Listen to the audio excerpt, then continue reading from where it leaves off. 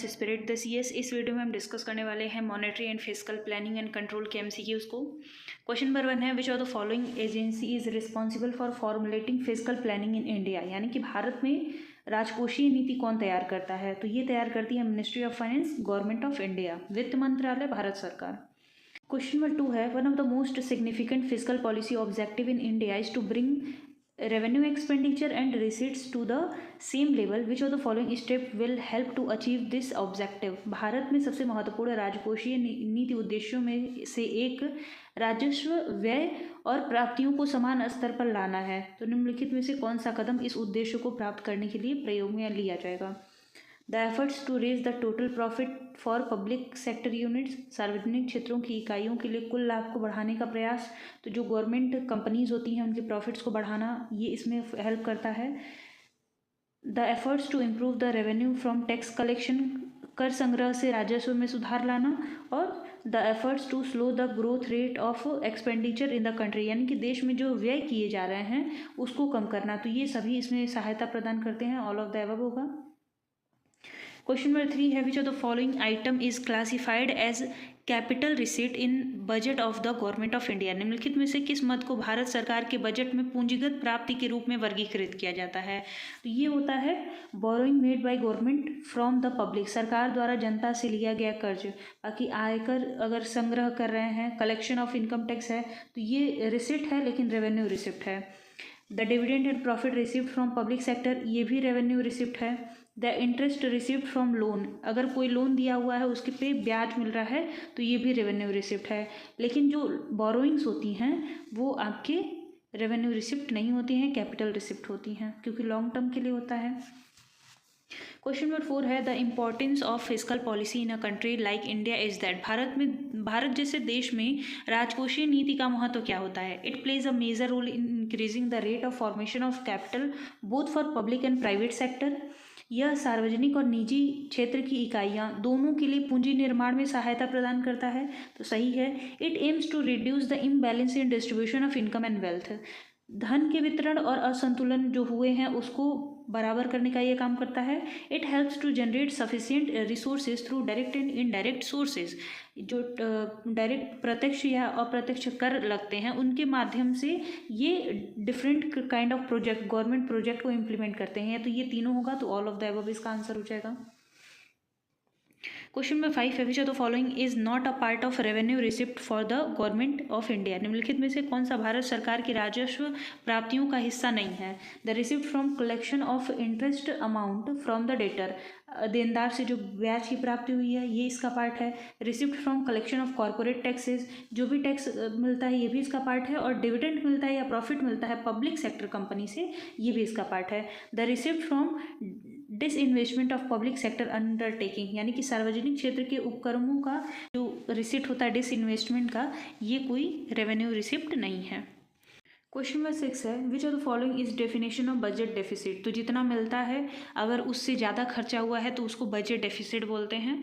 तो excess of total expenditure over total receipt, यानी कि जितना कुल प्राप्ति हुई है उसकी तुलना में अगर कुल व्यय अधिक है तो बजट डेफिसिट होता है। क्वेश्चन नंबर 7 है, which of the following is a development that can occur as a result of deficit financing. निम्नलिखित में से कौन सा विकास है जो घाटे के वित्त पोषण के परिणाम स्वरूप होता है? राइज इन इन्फ्लेशन, यानी कि मुद्रास्फीति, the improvement in money supply, भारतीय अर्थव्यवस्था में मुद्रा आपूर्ति, और इंक्रीज इन गवर्नमेंट डेट, ये सभी चीज़ें होती हैं। ऑल ऑफ द अबव होगा। क्वेश्चन नंबर 8 है, which of the following step under the physical policy is an example of stabilising the economy. राजकोषीय नीति के अंतर्गत कौन सा कदम अर्थव्यवस्था को स्थिर करने का एक उदाहरण है? Making payment towards unemployment insurance benefit, बेरोजगारी बीमा लाभ के लिए भुगतान करना, ये इकोनॉमिक स्टेबिलाइजेशन का पार्ट है। क्वेश्चन नंबर 9 है, which of the following is not a part of development expenditure undertaken by government of India. कौन सा भारत सरकार द्वारा विकास व्यय का हिस्सा नहीं है? Grant provided to state government, राज्य सरकारों को प्रदान किए जाने वाले अनुदान, ये डेवलपमेंट का पार्ट होता है। Expenditure towards providing community and social services, समुदाय और सामाजिक सेवाएं प्रदान करना, ये इसका पार्ट होता है। The expenditure towards providing economic services, लेकिन जो डिफेंस बजट पे खर्चे किए जाते हैं वो डेवलपमेंट के लिए नहीं है, वो सुरक्षा के लिए होता है। क्वेश्चन नंबर 10 है, which of the following is true about the annual budget prepared by government of India, निम्नलिखित में से कौन सा भारत सरकार द्वारा तैयार किए गए वार्षिक बजट के बारे में सही है? It is a part of physical policy of government of India, ये राजकोषीय नीति का एक हिस्सा होता है, ये पार्ट सही है। मनी सेविंग पॉलिसी नहीं होता है क्योंकि ये मॉनेटरी पॉलिसी है, मनी सेविंग पॉलिसी। आगे मॉनेटरी पॉलिसी तो होता नहीं है, कॉमर्शियल पॉलिसी होता नहीं है, ये क्या होता है? फिजिकल पॉलिसी होता है। क्वेश्चन नंबर 11 है, which of the following describe the correct scenario if the government of India fails to pass the budget, निम्नलिखित में से कौन सा सही परिदृश्य का वर्णन करता है यदि भारत सरकार बजट पारित करने में विफल हो जाती है? तो अगर जो मिनिस्टर ऑफ काउंसिल है वो रिजाइन दे देते हैं और गवर्नमेंट गिर जाती है, यानी कि जैसे सरकार गिर जाती है, तो उस टाइम पे बजट पास नहीं हो पाता है। क्वेश्चन नंबर 9 है, which of the following is a correct meaning of revenue budget, निम्नलिखित में से कौन सा राजस्व बजट के लिए सही उदाहरण है? तो ये क्या होता है? It is total revenue deficit excluding grants in aid to create asset for the asset, यह राज्यों के लिए संपत्ति बनाने के लिए सहायता अनुदान को छोड़कर कुल राजस्व घाटा है। तो ये फॉर्मूले की तरह है एक तरीके का। क्वेश्चन नंबर 13 है, which of the following is included as a part of capital budget of for the government of India? तो कैपिटल बजट में loan provided to foreign government, financial assistance provided by institution और expenditure made toward acquiring of foreign aircraft. तो ये all of the above होगा, capital expenditure है।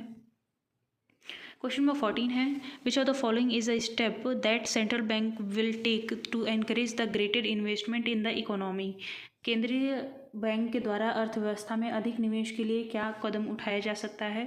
तो ये होता है, it will look to reduce the CRR, अगर इंक्रीज कर दिया। CRR क्या होता है? जो कॉमर्शियल बैंक को RBI के पास कंपलसरी रूप से कुछ रखना पड़ता है, कुछ पैसे रखने पड़ते हैं, तो अगर उसको वो बढ़ा देती है तो लोन नहीं प्रोवाइड कर पाएंगे, तो इकोनॉमी में डेवलपमेंट कम होगा। तो ये क्या करते हैं? रिड्यूस कर देते हैं CRR को, यानी कि नगद आरक्षित अनुपात को कम करते हैं। बाकी बैंक रेट को बढ़ा दें, चाहे सेल ऑफ गवर्नमेंट सिक्योरिटीज़ कर दें, तो इससे मनी सप्लाई इकोनॉमी में कम हो जाएगी, जो कि वो नहीं चाहते हैं। मनी सप्लाई को बढ़ाने के लिए CRR के रेट को, SLR के रेट को, बैंक रेट को, इन सबको कम कर दिया जाता है। क्वेश्चन नंबर 15 है, which of the following is a step that central bank will take to increase the overall availability of credit, निम्नलिखित में से कौन सा कदम केंद्रीय बैंक ऋण की समग्र उपलब्धता को बढ़ाने के लिए करता है? It will sell the government security in the market, या बाजार में सरकारी प्रतिभूतियों को बेचेगी, अगर बेचेगी तो लोग खरीदेंगे, मनी सप्लाई कम हो जाएगा। तो ये नहीं होगा option. It will buy more government securities from the market, यह बाजार से और अधिक सरकारी प्रतिभूतियों को खरीदेगी। ऑप्शन नंबर बी करेक्ट होगा। It will raise the reverse repo rate, option number C नहीं करेक्ट होगा।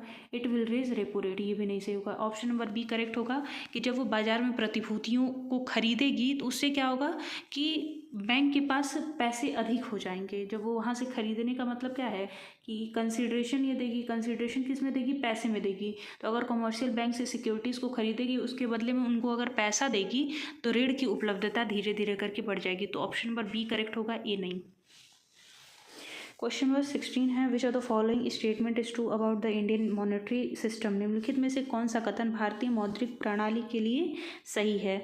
The Indian monetary system is based on gold standard, gold standard पे नहीं बेस्ड है, ये पेपर स्टैंडर्ड पे बेस्ड है। भारतीय मौद्रिक प्रणाली कागजी मानक पर आधारित है। क्वेश्चन नंबर 17 है, which of the following statement represent the main function of central bank in country, central bank का मुख्य कार्य क्या होता है? तो इसका कार्य होता है सप्लाई ऑफ मनी को कंट्रोल करना, उसको रेगुलेट करना, नोट्स को इशू करना, और गवर्नमेंट के लिए या फिर अदर बैंक्स के लिए बैंकर का काम करना। तो ऑल ऑफ द एबव होगा। क्वेश्चन नंबर 18 है, which of the following statement is true about central bank, केंद्रीय बैंक के बारे में कौन सा कथन सही है? तो ये एंटायर बैंकिंग सिस्टम को रेगुलेट करता है, जो भी बैंकिंग प्रणाली उसको नियंत्रित करता है। It is under the ownership of central government, केंद्र सरकार के स्वामित्व में है, और ये एपेक्स बैंक होता है, यानी कि सर्वोच्च बैंक है। तो ऑल ऑफ द एबव होगा। क्वेश्चन नंबर 19 है, which of the following statement is about bank rate is true, bank दर के बारे में कौन सा कथन सत्य है? Bank rate is different from interest rate, bank दर ब्याज दर से अलग होता है, क्योंकि जो बैंक रेट होता है वो डिस्काउंटिंग के लिए यूज़ किया जाता है। जैसे कॉमर्शियल बैंक को पैसे की ज़रूरत है तो वो अपने पास जो भी सिक्योरिटीज़ हैं वो आरबीआई के पास जमा करती है, आरबीआई क्या करती है उस पे उसको पैसे देती है। तो समय से पहले उसको भुनाने के लिए बैंक रेट का यूज़ किया जाता है। Bank rate is discount rate provided by central government. यही चीज़ मैंने अभी आपको बताया, ये एक तरीके का छूट दर होता है। जैसे अगर 100 रुपये उधार किसी ने बैंक के पास लगाया कोई सिक्योरिटी दे करके, वो 2 महीने बाद पेमेंट करेगा, तो ये क्या करते हैं आरबीआई के पास पहुंचा देते हैं और आरबीआई इनको 95 रुपया उसी टाइम पे दे देती है। तो ये जो 5 रुपये है, ये जो डिफरेंसेस आते हैं इसे हम लोग बैंक रेट कहते हैं। Bank rate is defined as the rate at which central bank of a country gives credit to commercial bank. Bank दर उस दर को कहते हैं जिस पर किसी भी देश के केंद्रीय बैंक वाणिज्यिक बैंकों को ऋण प्रदान करते हैं। तो ये ऑल ऑफ द अबव होगा। क्वेश्चन नंबर 20 है which of the following statement gives a true picture of effect of central bank selling securities in the market. अगर केंद्रीय बैंक प्रतिभूतियों को बाजार में बेचता है तो उसका क्या प्रभाव पड़ेगा। अगर वो खरीद लेता तो क्या करेगा, मनी किसको दे देगा, कॉमर्शियल बैंक को दे देगा। अभी वो क्या कर रहा है, बेच रहा है। जब बेचेगा तो कॉमर्शियल बैंक क्या करेगी, जो उसके पास पैसे रहेंगे वो आरबीआई को दे देगी उस सिक्योरिटी को खरीदने के लिए। अब क्या हुआ, बाजार में पैसे कम हो गए, जो मनी सप्लाई है वो कम हो गया। जब मनी सप्लाई कम हो जाएगा तो जो क्रेडिट क्रिएशन कैपेसिटी है वो डाउन हो जाएगी। तो ऑप्शन नंबर ए करेक्ट होगा। क्वेश्चन नंबर 21 है which of the following statement gives a true picture of the effect of lowering CRR by the central bank of country. इस कोई भी देश जब CRR को कम कर देगी तो उसका प्रभाव क्या पड़ेगा, क्रेडिट क्रिएशन बढ़ जाएगा। ऑप्शन नंबर ए होगा the lending capacity of commercial bank will increase. Question number 22 है which of the following statement gives an accurate picture of effect of rise in reverse repo rate by the central bank of a country. किसी भी देश में अगर reverse repo rate की दर में वृद्धि हो जाती है तो उसका प्रभाव क्या पड़ेगा। उसमें क्या होता है, the demand for goods and services in the country will decrease. देश में वस्तुओं और सेवाओं की मांग घट जाएगी। क्वेश्चन नंबर 23 है which of the following statement gives an accurate picture of the effect of increase in repo rate. अगर रेपो रेट में वृद्धि हो जाती है तो उसका प्रभाव क्या पड़ेगा, मनी सप्लाई डिक्रीज हो जाएगी। क्योंकि अगर रेट बढ़ जाते हैं तो जो कॉमर्शियल बैंक है वो अपने पैसे आरबीआई के पास जमा कर देंगे और आरबीआई के पास जमा करते ही मार्केट में मनी सप्लाई कम हो जाएगी। नेक्स्ट है question number 24 which of the following statement is true about credit creation by bank. Bank द्वारा साख सृजन के बारे में कौन सा कथन सत्य है। Banks create credit on the basis of total asset, ऐसा नहीं होता है, कुल संपत्ति के आधार पर नहीं होता है। Banks create credit on the basis of their total deposit, total deposit यानी कि कुल जमाओं के आधार पर होता है। तो ये ऑप्शन सही है, option number B. Question number 25 है which of the following is not the function of central bank of India. निम्नलिखित में से कौन सा केंद्रीय बैंक का कार्य नहीं है। Being custodian of foreign exchange reserves, विदेशी मुद्रा भंडार के संरक्षक होता है। Accepting deposit from general public, ये कभी भी जनता से जमा नहीं स्वीकार करता है। ये काम करने के लिए कॉमर्शियल बैंक बनाए गए हैं। तो ऑप्शन नंबर सी और डी तो होगा नहीं। क्वेश्चन नंबर 26 है which agency regulates the money supply in India. कौन सी एजेंसी भारत में मुद्रा आपूर्ति को नियंत्रित करती है। तो ये करता है RBI. Question number 27 which of the following statement is true about money supply. मुद्रा आपूर्ति के बारे में कौन सा कथन सही है। It is total volume of money that is held by government of a country. यह धन के कुल की मात्रा है जो देश की सरकार के पास है। It is total volume of money that is held by general public of a country over a period of time. It is total volume of money that is held by general public of a country at a particular point of time. तो ये option आपका सही है कि यह उस धन की कुल मात्रा को बताता है जो किसी भी देश की आम जनता अपने पास किसी विशेष समय पर रखती है। क्वेश्चन नंबर 28 है according to the quantity theory of money an increase in money supply is most likely to lead to its inflation if. मुद्रा के मात्रा सिद्धांत के अनुसार मुद्रा आपूर्ति में वृद्धि से मुद्रास्फीति होने की सबसे अधिक संभावना होती है अगर नंबर ऑफ ट्रांजैक्शन कम हो जाएंगे। लेन देन की संख्या अगर कम हो जाएगी तो चांसेस रहते हैं इन्फ्लेशन हो जाएगा। क्वेश्चन नंबर 29 है quantity theory of money explains. मुद्रा के मात्रा सिद्धांत क्या बताता है।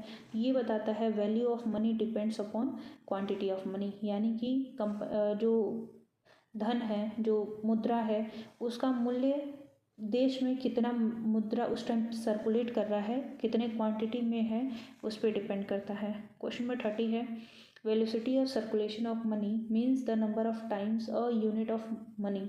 मुद्रा के संचलन के वेग का अर्थ यह होता है कि मुद्रा की एक इकाई का गुणा।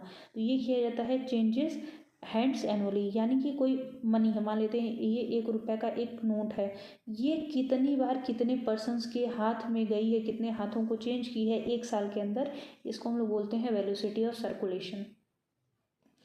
क्वेश्चन नंबर 31 है if quantity of money increases 100%, अगर क्वांटिटी को 100% से बढ़ा दिया जाए और बाकी सारी चीज़ें स्थिर रहती हैं, सामान्य रहती हैं, तो वैल्यू ऑफ मनी क्या होगा, तो वो डिक्रीज़ हो जाएगी 100% से। यानी कि अगर क्वांटिटी जितना, आपको भी पता होगा कि जितना अधिक सप्लाई होता है प्राइजेज उतने कम हो जाते हैं, वैसे कोई चीज़ बहुत अति का हो जाएगा तो उसके मूल्य कम हो जाते हैं।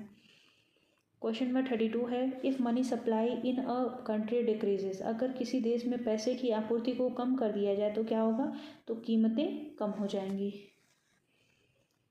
क्वेश्चन नंबर 33 है in the equation M V is equal to P Y, V का मतलब क्या होता है, तो इसका मतलब होता है velocity of circulation of money. Question number 34 है इक्वेशन दिया हुआ है M V is equal to P Y, अब पूछा है कि एम का मतलब क्या है, तो इसका मतलब होता है मनी सप्लाई।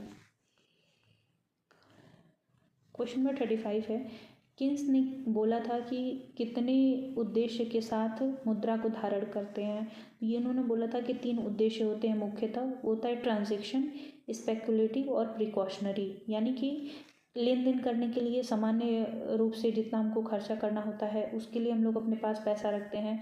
दूसरा होता है कुछ लोग होते हैं कि जो पैसे से पैसा बनाते हैं, स्पेकुलेटिव नेचर के होते हैं, कि जैसे शेयर्स में पैसा लगाते हैं, 100 रुपये है उनके पास, उसको 110 रुपये बना दिए, तो इसके लिए वो होल्ड करते हैं। और एक होते हैं कि कुछ लोग ऐसे उनको लगता है कि थोड़ा सा पैसा इसलिए बचा के रखना चाहिए क्योंकि हो सकता है भविष्य में कुछ ऐसी घटनाएं हो जाए जहाँ पे पैसे की ज़रूरत पड़ जाएगी, तो इन तीनों मोटिव के से पैसा कोई रखता है अपने पास।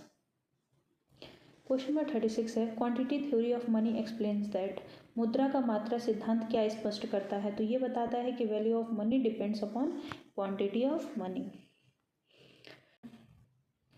क्वेश्चन नंबर 37 है the equation of exchange M P T is equal to M V, P T is equal to M V दिया हुआ है, पूछा है कि ये किसने दिया था, ये दिए थे फिशर दिए थे।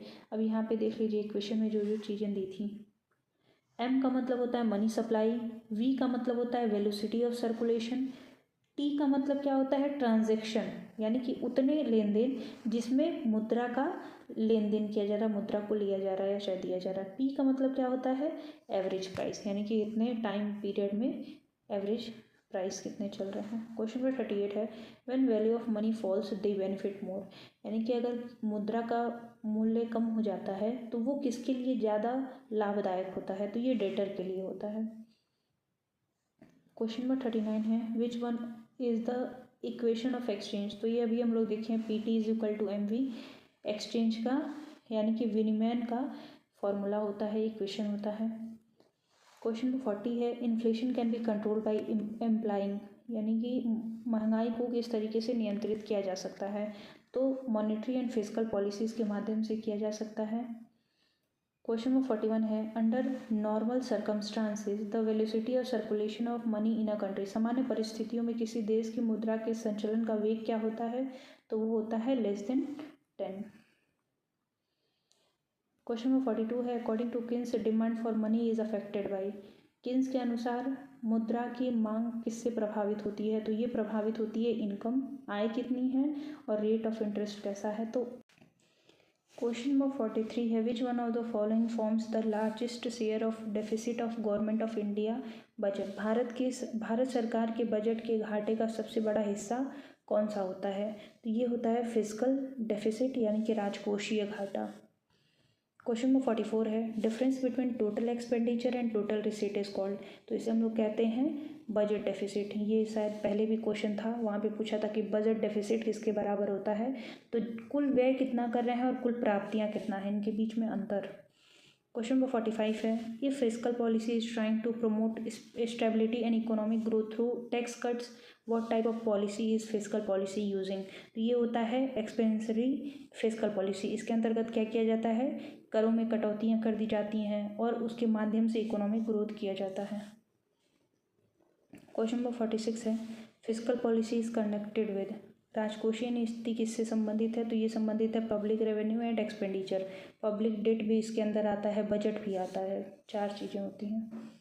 क्वेश्चन नंबर 47 है, what actions government should take on its overall expenditure to check inflating forces. मुद्रास्फीति को रोकने के लिए सरकार किस तरीके की कार्रवाई करनी चाहिए। तो ये क्या कर सकती है, इंक्रीज एक्सपेंडिचर ये नहीं कर सकती है, क्योंकि अगर वो अपने एक्सपेंडिचर को बढ़ाएगी तो और भी अधिक मुद्रास्फीति होगा। नो चेंज इन एक्सपेंडिचर ये कोई ऑप्शन नहीं है, तो वो अपने एक्सपेंडिचर को कम कर सकती है। क्वेश्चन नंबर 48 है, where output fluctuations are caused by fluctuation in potential output itself, we say this is an example of.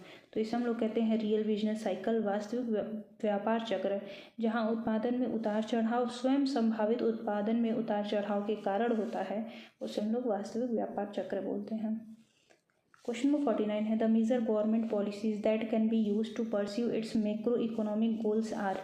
प्रमुख सरकारी नीतियाँ जिनका प्रयोग इसके व्यापक आर्थिक लक्ष्यों को पूरा करने के लिए किया जाता है, तो उसे हम लोग कहते हैं फिस्कल पॉलिसी और मॉनेटरी पॉलिसी। क्वेश्चन नंबर 50 है, the governments fiscal policy denotes the use of governments. सरकार की राजकोषीय नीति सरकार के किस प्रकार के उपयोग को दर्शाती है, तो टैक्सेस एंड एक्सपेंडिचर, कर और व्यय को दर्शाती है। क्वेश्चन नंबर 51 है, 3 main drivers of economic growth are. आर्थिक विकास के 3 प्रमुख संचालक कौन हैं, तो ये है consumption, investment and savings. Question number 52 है, FRBM एक्ट स्टैंड फॉर। अगर FRBM ए पूछे तो बस physical responsibility and budget management act. A का मतलब है एक्ट, तो ये भी पूछ सकता है और ये ए मिला करके भी पूछ सकता है, और ये एक्ट आया था 2003 में। फिजिकल पॉलिसी प्लानिंग से रिलेटेड एक्ट है। क्वेश्चन नंबर 53 है, वर्ल्ड बैंक कब इस्टेब्लिश हुआ था, तो इसका स्थापना हुआ था 1944 में। वर्ल्ड बैंक और IMF दोनों ब्रिटेन वुड कॉन्फ्रेंस के अंतर्गत इनके बातचीत हुई थी, इसीलिए इनको ब्रिटेन वुड ट्विंस भी बोला जाता है। क्वेश्चन नंबर 54 है, which of the following statement is correct. निम्नलिखित में से कौन सा कथन सही है, तो जो भी मेंबर्स IMF के मेंबर बनते हैं वो ऑटोमेटिकली वर्ल्ड बैंक के भी मेंबर बन जाते हैं, यानी कि IMF का मेंबर वो बना तो विश्व बैंक का भी सदस्य माना जाता है। क्वेश्चन नंबर 55 है, which of the following institution is not part of world bank. कौन सी संस्था विश्व बैंक का हिस्सा नहीं है, IBRD, IDA, ICSID। लेकिन WHO ये खुद अलग से संस्था है, World Health Organisation, World Bank का पार्ट नहीं है। क्वेश्चन नंबर 56 है, द वैल्यू ऑफ SDR का फुल फॉर्म पूछ सकता है, इसे हम लोग बोलते हैं स्पेशल ड्राइंग राइट। जब भी कोई मेंबर कंट्री IMF से लोन लेती है तो इसी के आधार पर लिया जाता है। अब पूछ रहा है कि SDR का डिटर्मिनेशन कितने करेंसी से होता है, तो ये 5 तरीके की करेंसीज हैं, US डॉलर, जापानीज़ येन, ब्रिटिश पाउंड और चाइनीज़ युआन और यूरो। ये 5 कंट्रीज़ के करेंसीज को मिला करके SDR की वैल्यूज़ को डिटरमाइन किया जाता है, और इसे गोल्ड, पेपर गोल्ड या करेंसी गोल्ड इस नाम से भी जाना जाता है। ये नेट के एग्जाम में क्वेश्चन पूछता है। क्वेश्चन नंबर 57 है, when was IMF established. IMF का स्थापना कब हुआ था, ये हुआ था 27 दिसंबर 1945। देखिए ये क्वेश्चन आ गया, पेपर गोल्ड। पेपर गोल्ड के नाम से किसे जाना जाता है, तो ये जाना जाता है SDR को, special drawing right. Question number 59 है, voting right in the international monetary fund, यानी कि IMF में जो वोटिंग राइट है वो किसके आधार पर होती है, तो उनको एक कोटा दिया जाता है, उसके प्रोपोर्शन पर रहती है। जैसे इंडिया का 2 पॉइंट समथिंग है, कुछ 2.5% या 8%, तो वो कोटा मिलता है, उसके आधार पर होता है। क्वेश्चन नंबर 60 है, regarding IMF which one of the following statement is correct. अंतर्राष्ट्रीय मुद्रा कोष के संबंध में कौन सा कथन सही है। It grant loans to any country, या किसी भी कंट्री को लोन दे सकता है, ये ऐसा नहीं होता है। It grants loan to only developing country, ऐसा भी नहीं है कि विकासशील देशों को ऋण प्रदान करता है। It can grant loans to member countries, ये भी नहीं है। It can grant loan to central bank of a country, किसी भी देश के सेंट्रल बैंक को ये ऋण प्रदान करता है, तो option number D. Question number 61 है, इस वीडियो का लास्ट क्वेश्चन है ये। Which institution is not known as soft loan window of the World Bank, किस संस्था को विश्व बैंक की सॉफ्ट लोन विंडो के नाम से जाना जाता है? तो ये होता है IDA, international development agency. I hope आपको सभी क्वेश्चन के आंसर समझ में आ गए हों। किसी क्वेश्चन में डाउट होगा तो आप पूछ लीजिएगा। और ये मैं ये नहीं कहती कि ये सारे जितने भी क्वेश्चंस हैं ये आपके लिए सफिशेंट है, अभी आपको और पढ़ना चाहिए, और भी जहाँ से आपको क्वेश्चंस मिले आप उसको पढ़ सकते हैं। टाइम नहीं होने की वजह से मैं इसको समय से नहीं अपलोड कर पाई हूँ, चाहे 1-2 वीडियोस और अपलोड हो सकते थे, जो कि समय नहीं मिला है इसकी वजह से नहीं अपलोड हो पाया है, तो उसके लिए सॉरी। और मिलते हैं नेक्स्ट वीडियो में, तब तक के लिए धन्यवाद।